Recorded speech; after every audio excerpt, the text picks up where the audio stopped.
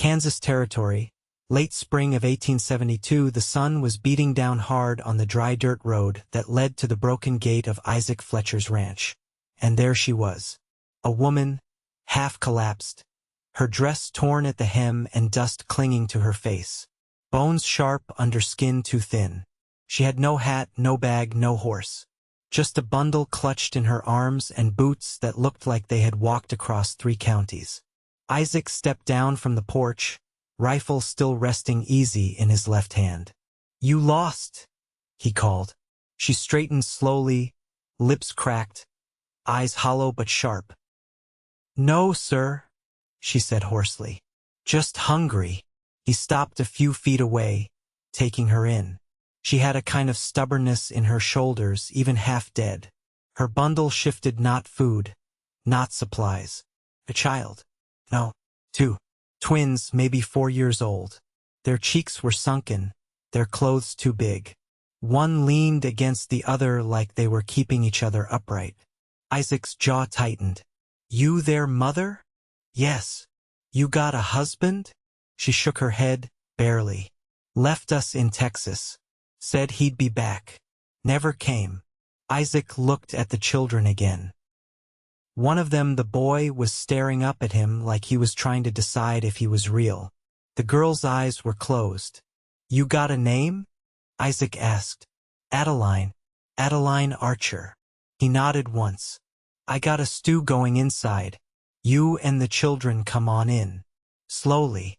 Adeline hesitated, then took a step forward, and another. Her knees gave on the third. Isaac caught her before she hit the ground.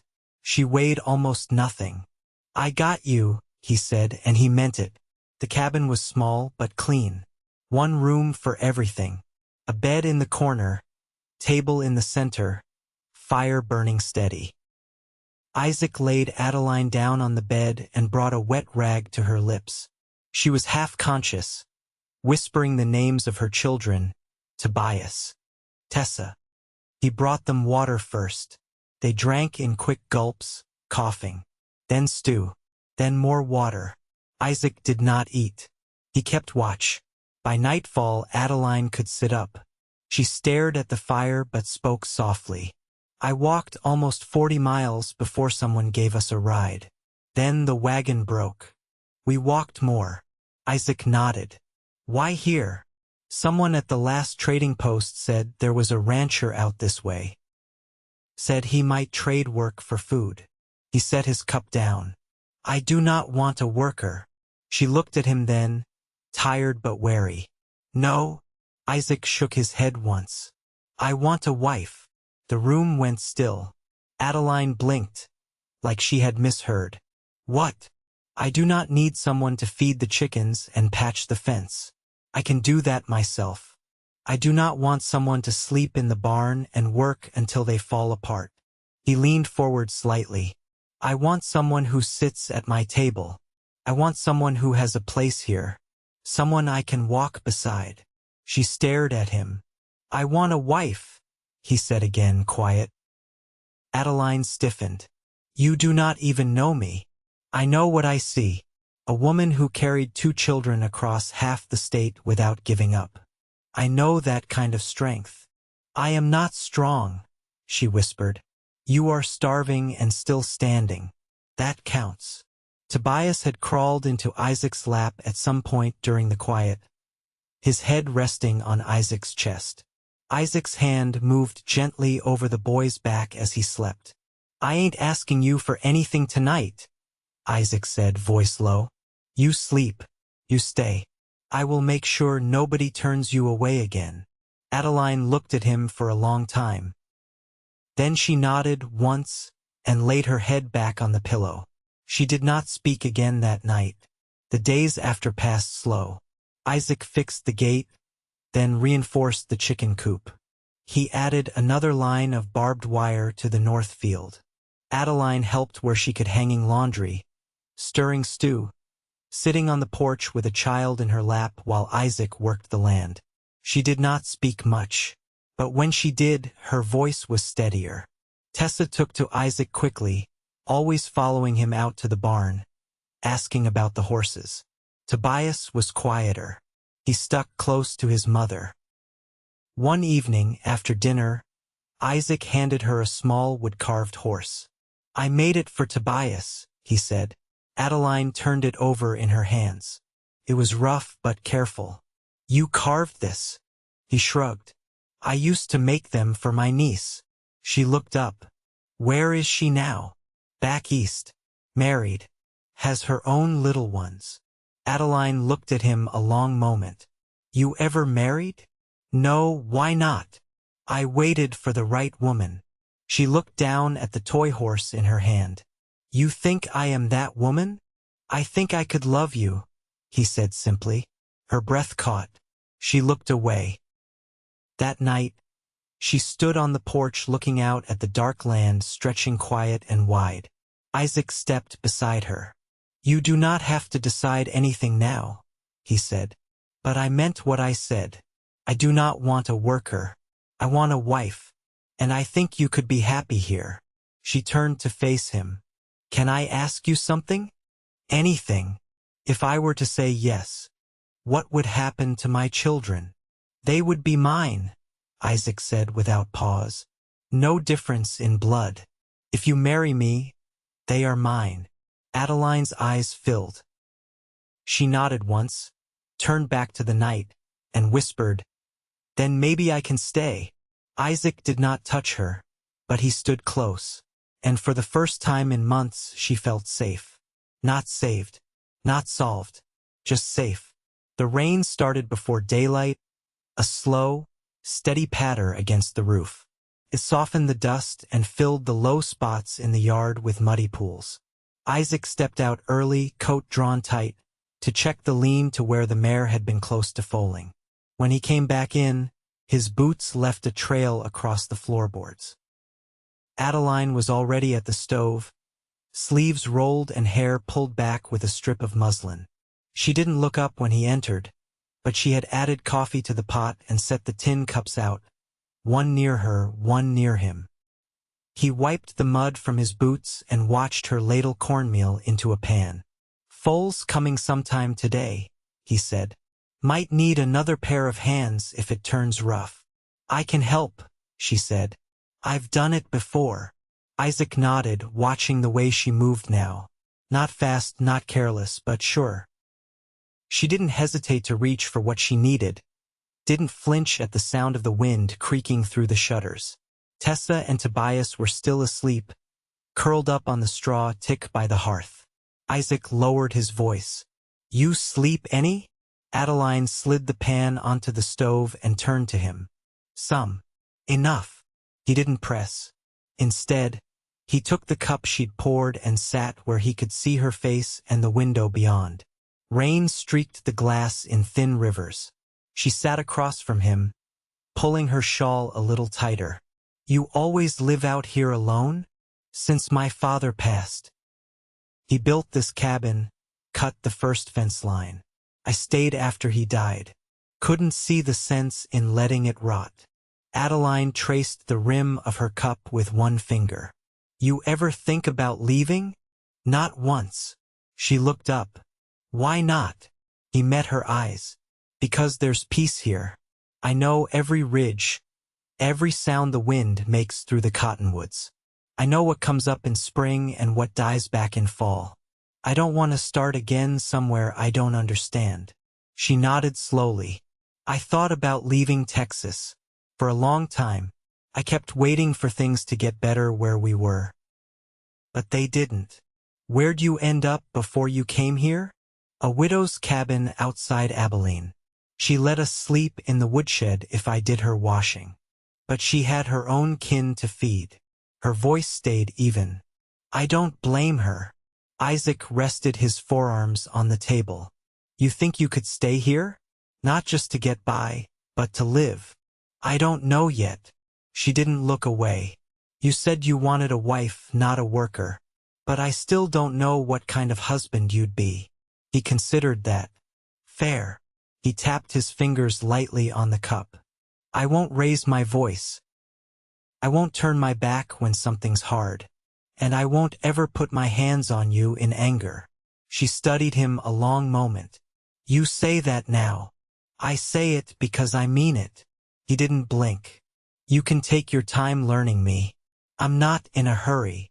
Outside, the rain picked up. Inside, the stove popped and hissed with steam off the skillet. Tessa stirred in her sleep, then rolled toward her brother.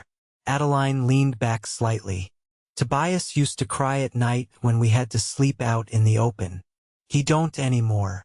Isaac followed her gaze. He knows he's not in danger now. She hesitated, then asked, Why'd your father never remarry? He did, Isaac said. A year after my mother died.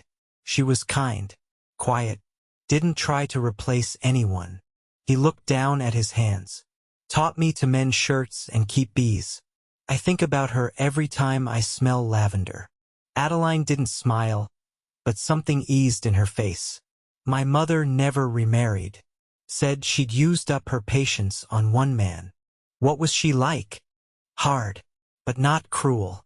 She taught me to carry my own weight. Isaac stood and moved toward the door. Fall might come faster than I thought. You feel up to it. I could use you in the shed. Adeline stood as well, adjusting the shawl around her shoulders. I'll wake the children and leave them with a story and some bread. They'll stay put. Isaac opened the door and waited. She stepped out first, into the smell of wet earth and wood smoke, her shoes sinking slightly in the mud. He followed behind, close but not crowding her. They crossed the yard in silence, boots splashing through puddles. When they reached the shed, Isaac held the door open and let her inside. The mare was down, breathing hard.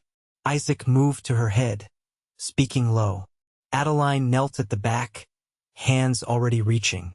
I'll guide the legs, she said. You keep her calm. Isaac nodded. Tell me what you need. She didn't answer right away, just worked. And in the dim light of the storm, with the smell of hay and blood thick in the air, they moved as though they'd done it 100 times before. When the foal slipped free and gave its first tremble of breath, Adeline sat back, hands slick, eyes shining. Isaac looked at her, then at the foal, then back. You all right? She nodded, breath catching. It's been a long time since something went right. He pulled a clean cloth from the shelf and handed it to her. Maybe that's starting to change. She took it, wiped her hands slow, then glanced up at him. Maybe, and he saw it then, not hope, not yet, but the space where it could grow. The air turned warm by week's end, heavy with the scent of wet cedar and churned up roots. The soil in the lower pasture softened enough for planting, and Isaac took to it early with the mule and plow, while Adeline stayed near the house, mending what she could salvage from the children's worn things. By late morning, she was sitting cross-legged beneath the cottonwood, stitching a patch into the elbow of Tobias' shirt. Tessa rested beside her with a handful of twigs, arranging them in careful rows.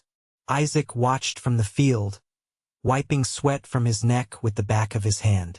He let the mule rest and walked up toward the house. Adeline glanced up when his boots met the hard-packed earth near the tree. You need something? He crouched near her, not quite sitting. Thought you might want to say in what goes in the kitchen garden. She looked at him, needle paused. You asking me what to plant? I am. Her brows lifted, faintly surprised. You already got potatoes and turnips coming up. Want to add some things? Maybe what you're used to cooking. She set the shirt down. Crowder peas if you can get them. Cabbage too. My mama used to pickle it in crocks through the winter. He nodded. I'll see what seed I can trade for. She leaned back on her hands, quiet a moment. What else you thinking for the house? He glanced toward the cabin.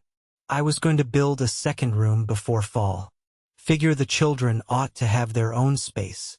Adeline tilted her head, wary. You already planning on them staying? Isaac met her eyes. I'm building what I'd want if you chose to marry me. That's all. She looked down at her hands. I don't want to feel beholden. You wouldn't be. You say that like it's simple. "It's not," he said. "But I'd still mean it." A wind stirred the branches above them, scattering the small pile of twigs Tessa had arranged. She let out a quiet noise of frustration, and Adeline reached over to gather what she could. Isaac helped, catching a few before they rolled too far. "She's particular, your girl. She always has been. Tobias is softer. He clings until he's sure." She glanced toward the cabin. "He's been asking when we're moving on." Isaac sat back against the tree trunk. "What do you tell him?" "That we're resting. That we'll know when it's time." He nodded, then looked at her directly. "And do you know yet?" Adeline didn't answer right away. She folded the shirt and set it in her basket. "I don't wake up afraid anymore. That's something." A pause stretched between them. Then Isaac said, "I was thinking we could ride out next Sunday. There's a family nearby. Ruth and Elijah Harper run a small church out of their barn. Might be good for the children to see other faces." Adeline raised an eyebrow. "You go to church?" "I go when I want to see Ruth's fresh bread and Elijah's fiddle," he said with a faint curve at the corner of his mouth. "They're good people. Won't ask questions you don't want to answer." She looked toward the pasture, where the mule had started pulling at the grass. "I'll think on it. I'd like you to come." She didn't promise anything, but her voice softened. "I'll see how the children are feeling." Isaac stood, brushing dirt from his trousers. "I'll bring in kindling before supper." As he walked away, Tessa climbed into her mother's lap, resting her head against her shoulder. Adeline wrapped her arms around her daughter and looked out across the field, where the furrows stretched straight and wide. That night, after the children slept, Adeline stepped out onto the porch with a shawl pulled tight around her arms. Isaac was on the top step, carving something small with his penknife. He didn't look up when she joined him. "Another horse?" she asked. He shook his head. "Bird this time." Tobias said he saw one yesterday red on the chest. "Might have been a finch." She sat beside him. "You always make things with your hands?" "It helps me think." She was quiet a long moment. Then, "My husband never stayed in one place long. Always said he'd do better somewhere else." Isaac laid the carving down gently beside him. "You afraid I'll get restless?" "I'm afraid of trusting the wrong man again." He turned to face her fully. "I'm not going anywhere unless you're beside me." She looked at him then, long and steady. "You're patient." "I've had a lot of practice." Adeline leaned back against the post. The night was still, save for the distant sound of frogs near the creek. "I want to say yes," she murmured. Isaac didn't move. "You don't have to rush it." "I know," she said, "but I think I already have." And beside him in the quiet, she let herself breathe all the way in for the first time in years. The Harper place stood 3 miles west, past a bend in the creek where cottonwoods grew thick and tall. Sunday morning came with the hush of clear skies and a steady breeze that carried the scent of wild onion and damp stone. Isaac hitched the wagon early, brushing down the old gelding while Adeline dressed the children in the cleanest clothes they had. She tied a red ribbon into Tessa's hair and wiped flour along Tobias's sleeve where he'd leaned too close to the breadboard. Isaac waited near the door, hat in hand. "You ready?" Adeline adjusted the collar of her blouse and nodded. "They've never been to a gathering like this. If they fidget, I'll take them outside." "They'll be fine," he said. "Ruth won't mind." They rode slow, the wagon creaking over uneven ground. Tessa sat beside Adeline, pointing out every bird that darted from the brush. Tobias stayed quiet, clutching the small wooden finch Isaac had carved, his thumb worn into the grain. When they reached the Harper place, the barn doors stood wide. A dozen or so folks were gathered on benches made from sawn logs and split boards. A fiddle leaned against a hay bale, and the smell of yeast bread and apple preserves lingered in the air. Ruth Harper, silver-haired and broad across the shoulders, greeted them with a nod and a worn smile. "You must be the ones Isaac's been feeding," she said, her voice neither cruel nor curious. Adeline nodded. "I'm Adeline." Ruth's gaze moved to the children. "They yours?" "They are." "Well, come in then," Ruth said. "Music's after the preaching. You stay as long as you like." Inside the barn, sunlight filtered through the slats, striping the straw-strewn floor. Elijah Harper stood at the front, Bible in one hand, the other resting on the pulpit he'd built from wagon boards. The service was short, the verses about shelter and belonging. No one raised their voice. No one asked questions. Afterward, they stayed. Tessa wandered toward the goats penned behind the barn, and Adeline followed, watching her with a careful eye. Isaac helped Elijah carry a barrel of cider from the shed, and when he returned, he found Adeline leaning against the fence, her arms crossed. "She hasn't stopped moving since we got here," she said. Isaac glanced toward Tessa, who now had a flower tucked behind one ear. "She'll sleep deep tonight." Adeline's eyes lingered on her daughter. "I didn't expect it to feel easy. Does it?" She nodded slowly. "Somehow, yes." Isaac rested his arms across the fence rail beside her. "You said once you wanted to know what kind of husband I'd be." Adeline turned her head. "I did. I won't ask for more than you're willing to give," he said. "But I'd like to make a life with you. Not just shelter. Not just safety. Real life. With all the hard parts." She studied his face. "You don't flinch from the truth. I've seen what happens when men do." She looked down at her hands. "You'd take my name if I offered it?" "I'd carry it like it was my own." Adeline didn't answer right away. The wind brushed her skirts against her legs, and from behind the barn, Tobias's laugh rang out clear and full, like something long buried had been uncovered. She turned toward Isaac. "Then come sit with me. I want to watch this day end beside the man I'm going to marry." He didn't speak, just tipped his hat back and followed her to the edge of the pasture where a low wall of stone marked the field's boundary. They sat together, not touching, but near enough that their shoulders nearly brushed. As the sun dipped low and the sky turned the color of churned butter and ashwood, Adeline tilted her face toward him. "I never thought I'd be wanted like this." Isaac's voice was quiet. "You are." She reached for his hand, then firm, calloused, warm, and laced her fingers with his. And just like that, the shape of their lives began to take hold, steady and sure as the land beneath them. Spring deepened. The cottonwoods filled out, thick with green, and the creek behind the pasture ran full with meltwater from the far hills. Isaac finished the second room after a week of steady hammering, and Adeline helped sand the rough edges smooth while the children pressed their noses to the window, watching bees gather along the lilac bush.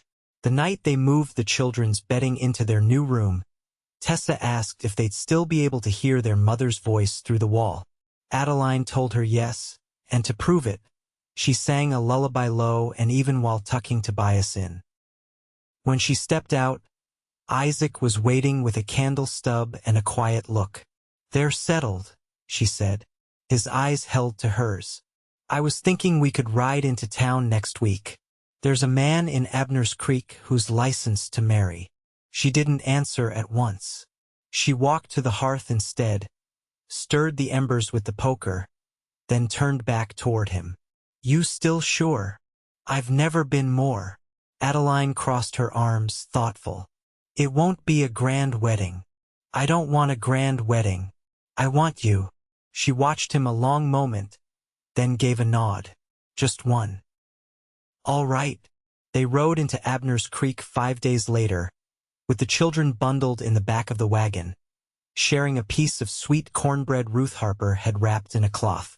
The town was small, 2 rows of buildings along a single lane, a livery, a mercantile, and a post office that leaned slightly south from a sagging foundation.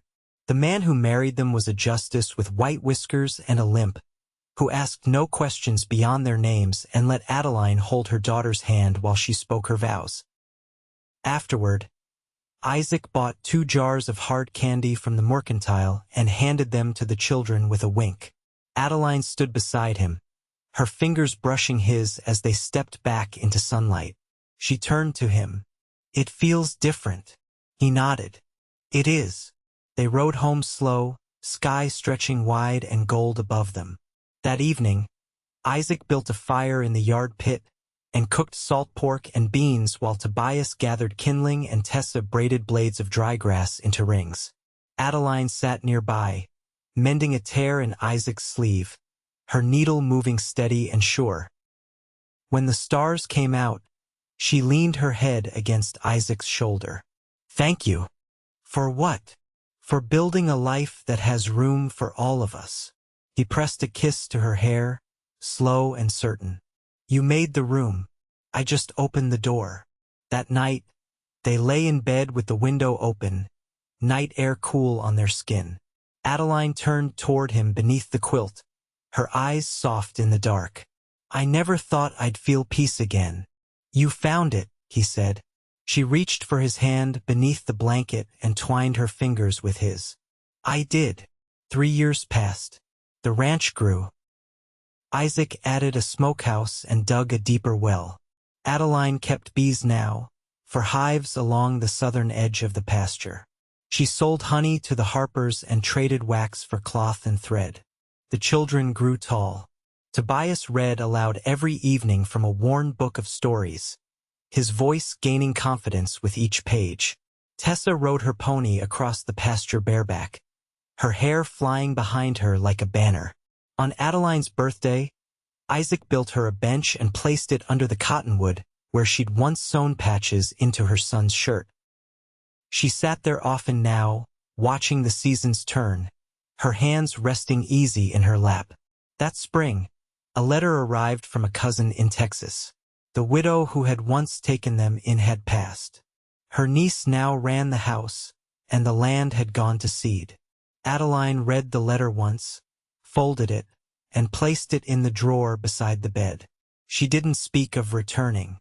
One evening, as a storm gathered along the horizon, Isaac came in with rain clinging to his shoulders and a bucket of eggs in one hand. Adeline took the bucket, set it down, and wrapped her arms around his middle. He looked down at her, surprised. "Something wrong?" "No," she looked up at him. "Everything's right." He kissed her forehead, wrapped her close, and they stood there as the storm broke across the plains, the house holding firm around them. Years would pass and the land would change, but the cabin stayed rooted. The love between them didn't just hold, it deepened. Through every hard winter and every good harvest, it carried them. They had chosen each other in hunger and in hope, and they stayed through every turn of season, through every quiet dawn and tired dusk side by side, every day of their lives. And they were happy, fully, completely, quietly happy.